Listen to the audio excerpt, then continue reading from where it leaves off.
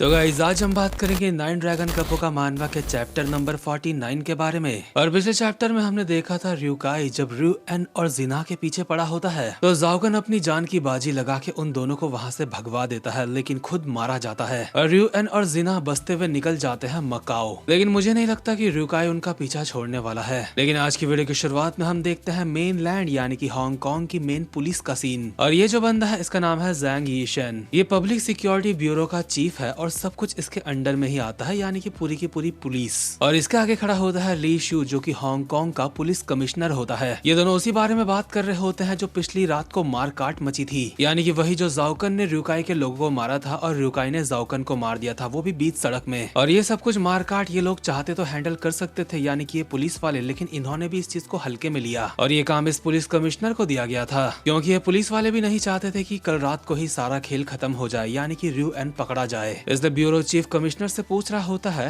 र्यूएन चला तो गया ना मकाओ, वो पहुंच गया ना। कमिश्नर बताता है मकाओ की जो ट्रायड ब्रांच है वो डायरेक्टली ड्रैगन हेड के अंडर में आती है और ऑब्वियसली वो अगला र्यूएन ही बनने वाला है, इसलिए वो वहां चला गया। लेकिन ये पुलिस वालों को अच्छी तरीके से पता है खेल अभी खत्म नहीं हुआ, र्यूएन को भी बदला लेना है और र्यूकाई को उसको निपटाना है, इसलिए आगे खतरनाक कटम कटाई देखने को मिलने वाली है, ये बात तो तय है। सिक्योरिटी ब्यूरो चीफ कमिश्नर से पूछता है क्या इसके अलावा कोई और खबर है। कमिश्नर जवाब देता है आज दिन को एक face to face meeting set करी गई है हांगकांग के ऑफिशियल्स और र्यूकाई द ड्रैगन हेड के बीच में। लेकिन र्यूकाई अभी ड्रैगन हेड बना नहीं है, लेकिन फिर भी इसने उसे ड्रैगन हेड कहा है। ये सुन के जो सिक्योरिटी ब्यूरो का चीफ होता है वो हंस जाता है और कमिश्नर को कहता है कि वो अभी ड्रैगन हेड बना नहीं है तो फिर भी उसे ड्रैगन हेड बोल रहा है, क्या तो उसके साथ है। कमिश्नर बताता है ऐसी कोई बात नहीं, लेकिन सिक्योरिटी ब्यूरो चीफ अपनी जगह पे खड़ा उठ के बताता है मैं उस मीटिंग में नहीं जाऊंगा, क्योंकि ये भी हांगकांग का एक ऑफिशियल है। इसने सोच रखा होता है ये र्यूकाई से तभी मिलेगा जब वो ऑफिशियली एक ड्रैगन हेड बन जाएगा, तब तक नहीं मिलेगा। और इसके बाद ये दोनों के दोनों अपने ऑफिस से बाहर चल जाते हैं कुछ नूडल्स वगैरह खाने के लिए। बट अगले सीन में हमें दिखाया जाता है मकाओ की ट्रायड ब्रांच का सीन। और बिल्कुल अभी अभी यहाँ पे र्यूएन लोगों की कार पहुंची होती है। अपने कटे फटे कपड़ों में ये कार से बाहर निकलते हैं और ट्रायड की मकाओ ब्रांच का चीफ यहाँ पे आके इनका स्वागत करता है। लेकिन र्यूएन स्वागत वगैरह के अभी मूड में बिल्कुल नहीं, क्योंकि इनकी हालत बहुत ही फटी हुई है,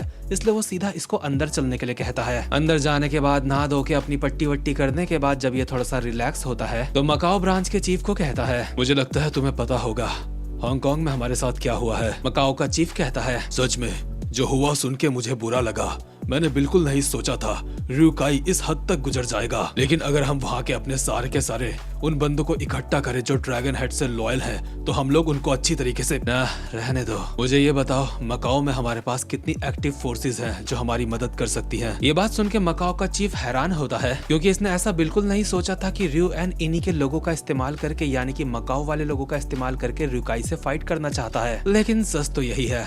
इसके बाद हम देखते हैं एक रेस्टोरेंट का सीन जहाँ पे बैठा होता है जिंटे, यानी कि ये लोग भी अब तक र्यूएन लोगों तक पहुंचे नहीं हैं। और इसके सामने से चलते हुए आती है इसकी एक पुराने जानने वाली जिसका नाम होता है मरीना। ये वही लड़की है जिससे जिंटे उस वक्त मिला था जब वो पहली बार हांगकांग आया था। अगर आप इस मानवा को शुरू से देख रहे होंगे तो आपको याद होगा। फिर जैसे ही जिंटे मरीना को देखता है तो एक स्माइल के साथ हाथ हिलाते हुए उसका नाम लेता है। मरीना तो जिंटे को देख के पहचान भी नहीं पाती कि ये वही बंदा है जिससे वो पहले मिली थी, क्योंकि ऑब्वियसली जिंटे ने अब अपना पूरा का पूरा लुक बदल लिया है और लुकिसम के जुनगो किम की तरह बन चुका है। लेकिन फिर भी मरीना एक तुक्का मारती है और कहती है कहीं तुम सरोका तो नहीं।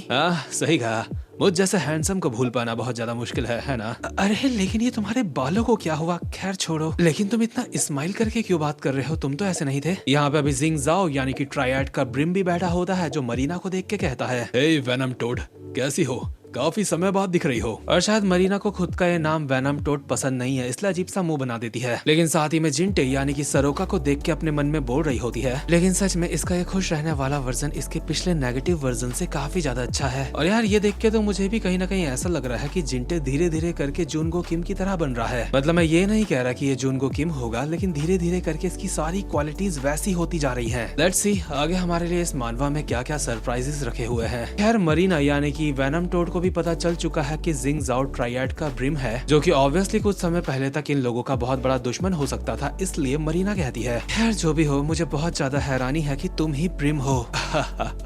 तो क्या मुझे ऑटोग्राफ देना चाहिए?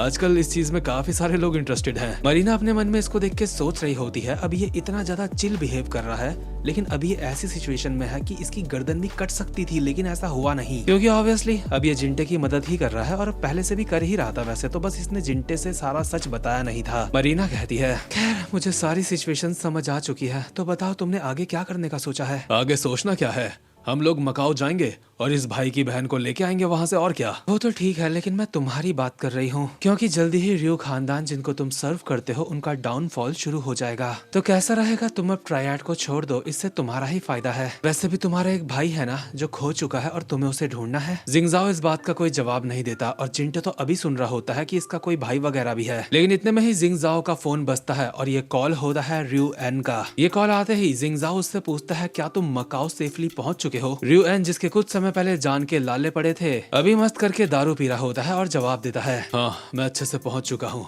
यहाँ पे भी मुझे अच्छा ट्रीटमेंट मिल रहा है और इस समय मैं आराम कर रहा हूँ। जिंगजाओ ये सुन के कहता है, ये तो बहुत अच्छी बात है, अब मैं भी जल्दी से आपके पास मकाओ आ जाऊंगा आपकी मदद करने के लिए, और हांगकांग में हमारी जितनी भी ब्रांचेस हैं वहाँ के लोगों को भी अपने साथ लेके आऊंगा, और उसके बाद हम सब मिलके जाएंगे रियुकाई के पास और उसका कुत्ता बना देंगे। ये सुन के रियुएन अपना दारू का गिलास टेबल में पटक देता है और कहता है, नहीं, वो रियुकाई हरामजादा, उसको मैं यहीं मारूंगा, उस हरामजादे की कब्र तो मैं मकाओ में ही खोदूंगा। इसके बाद कॉल कटती है और जिंगजाओ जिंटे को बताता है, भाई मैटर होने वाला है, जल्दी पंगे होने वाले हैं। इसके बाद सीन शिफ्ट होता है और हम हांगकांग के ट्रायड के हेडक्वार्टर्स का सीन देखते हैं, जहाँ पे हांगकांग के ऑफिशियल्स यानी कि यहाँ के अधिकारियों की 4 कार्स आती हैं, जो कि ऑब्वियसली आज यहाँ पे मीटिंग करने के लिए आए होते हैं रियुकाई के साथ। ये लोग सीढ़ियाँ चढ़ते हुए ऊपर जा रहे होते हैं, लेकिन इनको भी समझ नहीं आ रहा होता कि कल रात को ट्रायड वालों ने आपस में ही खून खराबा मचाया और अब ये ऐसे हमें यहाँ पे बुला रहा है। या रियुकाई अब सच में अपने आप को एक ड्रैगन हेड समझने लगा है? ये बात इनके लिए एक सवाल होती है, क्योंकि जो अगले ड्रैगन हेड का दावेदार है रियुएन, वो अब भी जिंदा है और मकाओ में है। ये बात इन लोगों को अच्छे से पता है, लेकिन जैसे ये सीढ़ियों में और ऊपर जाते हैं तो इनको रियुकाई के 2 गार्ड्स दिखते हैं, यानी कि ग्रेट ड्रैगन और लेजर ड्रैगन। ये दोनों सारे लोगों को अपने पीछे आने के लिए कहते हैं ताकि ये उनको रियुकाई से मिला सके। और जब ये सारे ऑफिशियल्स इनके पीछे पीछे जा रहे होते हैं तो उनकी ये देख के फटी पड़ी होती है, इस पूरी जगह में खून ही खून है, और ऑब्वियसली ये खून यहाँ पे क्यों है आप लोगों को अच्छे से पता होगा। इतने में ये लोग उस कमरे के बाहर तक पहुंच जाते हैं जहाँ पे रियुकाई होता है, लेकिन इन ऑफिशियल्स को अच्छे से पता होता है ये कमरा ड्रैगन हेड का कमरा तो नहीं है, क्योंकि ड्रैगन हेड का अपना एक खास कमरा होता है। लेकिन अंदर से इन ऑफिशियल्स को रियुकाई की आवाज आती है, वेल तुम्हें तो पता ही है,